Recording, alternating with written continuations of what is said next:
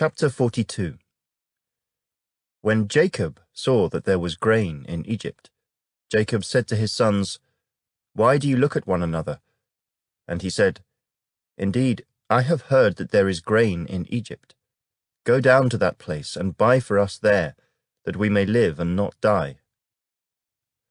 So Joseph's 10 brothers went down to buy grain in Egypt. But Jacob did not send Joseph's brother Benjamin with his brothers, for, he said, lest some calamity befall him.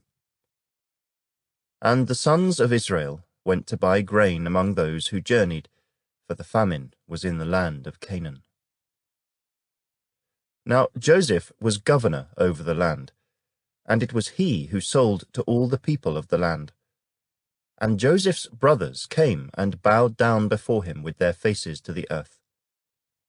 Joseph saw his brothers and recognized them, but he acted as a stranger to them and spoke roughly to them.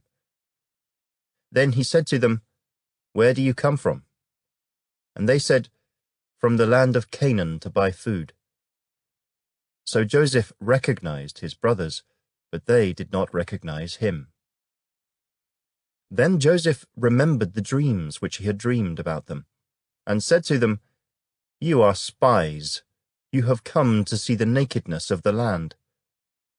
And they said to him, "No, my lord, but your servants have come to buy food. We are all one man's sons.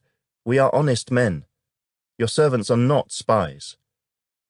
But he said to them, "No, but you have come to see the nakedness of the land." And they said, "Your servants are 12 brothers, the sons of one man in the land of Canaan, and in fact the youngest is with our father today, and one is no more." But Joseph said to them, "It is as I spoke to you, saying, 'You are spies.' In this manner you shall be tested. By the life of Pharaoh you shall not leave this place unless your youngest brother comes here. Send one of you, and let him bring your brother, and you shall be kept in prison, that your words may be tested to see whether there is any truth in you. Or else, by the life of Pharaoh, surely you are spies." So he put them all together in prison 3 days. Then Joseph said to them the 3rd day, "Do this and live, for I fear God. If you are honest men, let one of your brothers be confined to your prison house. But you go and carry grain for the famine of your houses. And bring your youngest brother to me, so your words will be verified, and you shall not die." And they did so. Then they said to one another, "We are truly guilty concerning our brother, for we saw the anguish of his soul when he pleaded with us, and we would not hear. Therefore this distress has come upon us." And Reuben answered them, saying, "Did I not speak to you, saying, 'Do not sin against the boy,' and you would not listen? Therefore, behold, his blood is now required of us." But they did not know that Joseph understood them, for he spoke to them through an interpreter. And he turned himself away from them, and wept. Then he returned to them again, and talked with them. And he took Simeon from them, and bound him before their eyes. Then Joseph gave a command to fill their sacks with grain, to restore every man's money to his sack, and to give them provisions for the journey. Thus he did for them. So they loaded their donkeys with the grain, and departed from there.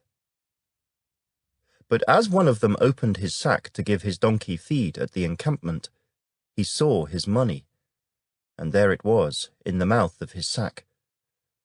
So he said to his brothers, "My money has been restored, and there it is in my sack." Then their hearts failed them, and they were afraid, saying to one another, "What is this that God has done to us?" Then they went to Jacob their father in the land of Canaan, and told him all that had happened to them, saying, "The man who is lord of the land spoke roughly to us, and took us for spies of the country. But we said to him, 'We are honest men, we are not spies.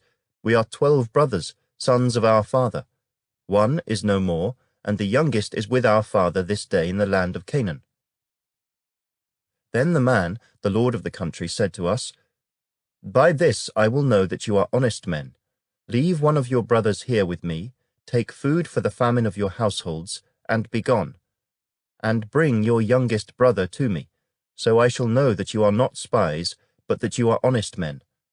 I will grant your brother to you, and you may trade in the land. Then it happened, as they emptied their sacks, that surprisingly each man's bundle of money was in his sack. And when they and their father saw the bundles of money, they were afraid. And Jacob their father said to them, You have bereaved me. Joseph is no more, Simeon is no more, and you want to take Benjamin. All these things are against me. Then Reuben spoke to his father, saying, Kill my 2 sons if I do not bring him back to you. Put him in my hands, and I will bring him back to you. But he said, My son shall not go down with you, for his brother is dead, and he is left alone. If any calamity should befall him along the way in which you go, then you would bring down my grey hair with sorrow to the grave.